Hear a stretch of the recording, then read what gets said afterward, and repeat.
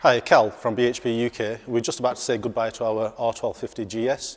We've had this bike for development for quite a while now. We've finished everything we need to do to it, so it's going to go and we're going to depart company with it. Just like to tell you a little bit about what we've managed to do with this bike.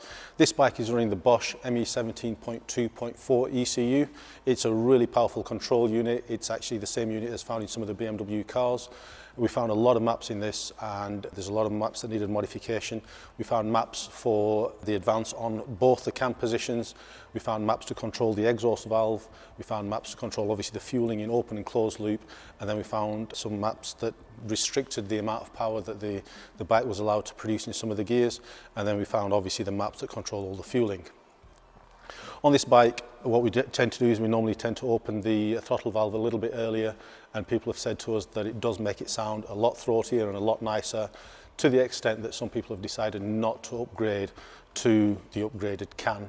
We can delete that if you wanted to do to run a can without the exhaust valve, and we can also delete the cats if you wanted to run a decat system. So what did we actually manage to achieve with the mapping of this?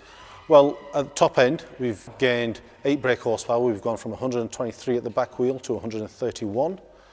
At low throttle opening, at 30% and 40%, we've made huge gains. It just rides so much smoother. It's far more progressive when you put the power on.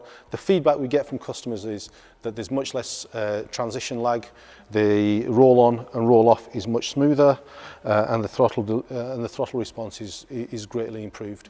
Should you want yours doing, all our maps are bespokely written. Just give us a shout and we can get that done for you. This bike, because it's fully developed now in-house, it is available to program on our ECU Flasher.